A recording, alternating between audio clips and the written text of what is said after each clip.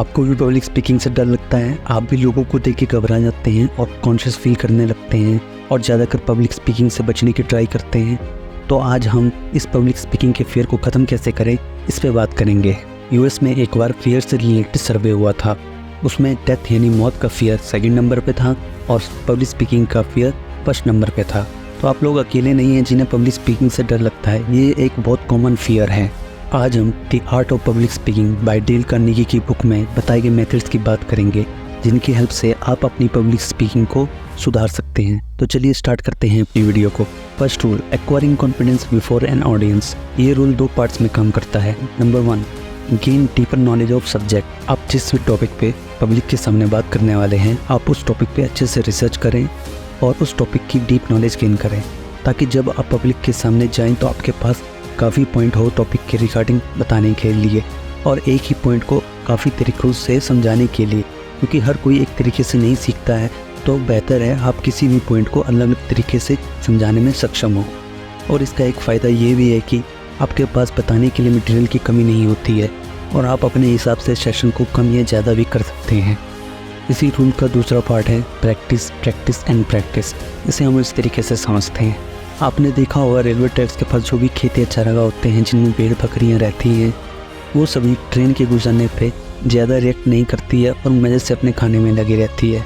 और वहीं अगर हम किसी गांव या पहाड़ी इलाके में जाएंगे, वहाँ की भेड़ बकरियाँ किसी गाड़ी के आने से काफ़ी घबरा जाती है और इधर उधर भागने लगती हैं, क्योंकि इन इलाकों में गाड़ियाँ या व्हीकल कम ही चलते हैं।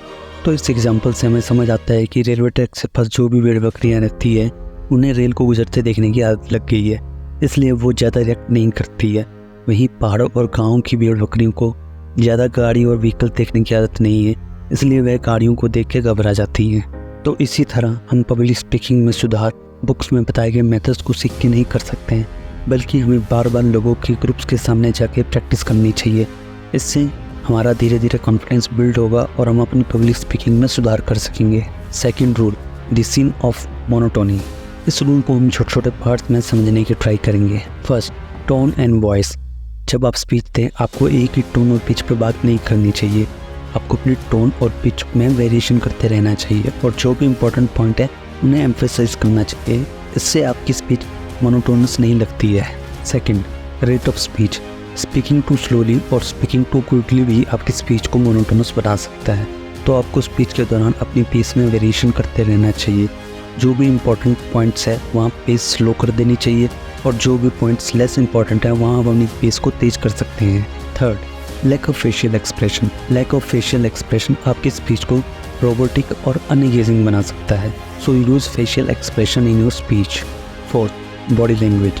स्पीच के दौरान एक ही स्पॉट पे खड़े रहना और रिजिड बॉडी पोस्चर बनाए रखना कंट्रीब्यूशन टू मोनोटोनी है। इसलिए move around stage, use gesture and maintain open and confident body language, जिससे ऑडियंस की अटेंशन हमेशा आपकी तरफ रहे। Fifth, word choice and vocabulary. Repeating the same word और phrases throughout your speech can be monotonous. So अपनी vocabulary को बढ़ाइए और नए नए वर्ड्स का यूज़ करें। इस पॉइंट में आप एक और चीज़ ऐड कर सकते हैं, choose vocabulary according to audience. इसको हम इस एग्जांपल से समझते हैं। मान लो आप बिजनेसमैन क्लास लोगों के सामने कोई स्पीच दे रहे हैं और आप अपनी स्पीच में टफ एंड यूनिक वर्ड्स का यूज़ कर रहे हैं, तो हो सकता है आपकी स्पीच इस कंडीशन में काफ़ी इफेक्टिव लगे। मगर यही स्पीच अगर आप कॉमन लोगों के सामने देंगे तो आपकी स्पीच उतनी इफेक्टिव नहीं लगेगी।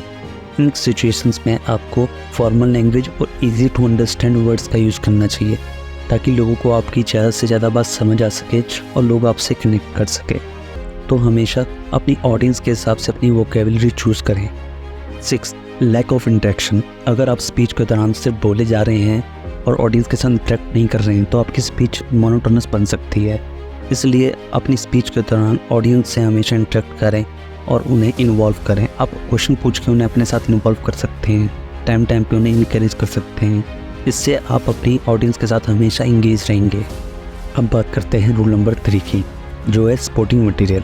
आपको अपनी स्पीच में जो भी सपोर्टिंग मटेरियल है उन सब चीज़ों का यूज़ करना चाहिए। ये मटेरियल टॉपिक को समझने में आसान बनाते हैं। आप वीडियो का इस्तेमाल कर सकते हैं या आप पीपीटी बना के उसे भी यूज़ कर सकते हैं। डेटा एंड ग्राफ भी टॉपिक को समझने में हेल्प करते हैं। क्योंकि वर्बल बातों से ज़्यादा हमें वीडियो, डेटा एंड ग्राफ, ये सब चीज़ें ज़्यादा याद रहती है। इन सब चीज़ों का यूज़ करके आप अपनी स्पीच को इम्पैक्टफुल बना सकते हैं और जहाँ जहाँ आपको लगे आप स्टोरीज़ के थ्रू भी समझा सकते हैं। इससे ऑडियंस का इंटरेस्ट बना रहता है। Rule number 4, organizing the order of speech. आपको स्पीच देने से पहले अपनी स्पीच को ऑर्गेनाइज कर लेना चाहिए। आपको इंट्रो में क्या बोलना है, किन टॉपिक से शुरुआत करनी है, आपको किन जगहों पे सपोर्टिंग मटेरियल का यूज़ करना है, आपको कब ऑडियंस से क्या क्वेश्चन करना है, किन पॉइंट्स को आपको स्टोरीज़ के थ्रू समझाना है और आपको अपनी स्पीच की एंडिंग कैसे करनी है। ऑर्गेनाइज करने से आपकी स्पीच काफ़ी स्ट्रॉन्ग हो जाती है और आपको ज़्यादा नहीं सोचना पड़ता है कि आपको कब क्या बोलना है। अब बात करते हैं last but not the least but most important point की, जो है प्रैक्टिस। जैसे बुक में स्विमिंग के बताए गए तरीके सीखकर हम स्विमिंग नहीं सीख सकते, हमें स्विमिंग सीखने के लिए पानी में उतरना ज़रूरी है। उसी तरह इस वीडियो में बताए गए तरीक़ों को जान लेने से आपकी पब्लिक स्पीकिंग में इम्प्रूवमेंट नहीं होगी। उसके लिए जितना हो सके प्रैक्टिस करें। अगर आपको ये बुक समरी अच्छी लगी और आप इस बुक को खरीद कर पढ़ना चाहते हैं तो लिंक डिस्क्रिप्शन में है, आप लिंक पे क्लिक करके इस बुक को बाय भी कर सकते हैं। अगर आपको ये वीडियो अच्छी लगी तो लाइक करें, कमेंट करें और इस वीडियो को शेयर करें और चैनल को सब्सक्राइब कर लें, बेल आइकन को हिट करें ताकि फ्यूचर में आपको और भी ऐसी इंपॉर्टेंट वीडियो की नोटिफिकेशन मिलती रहे।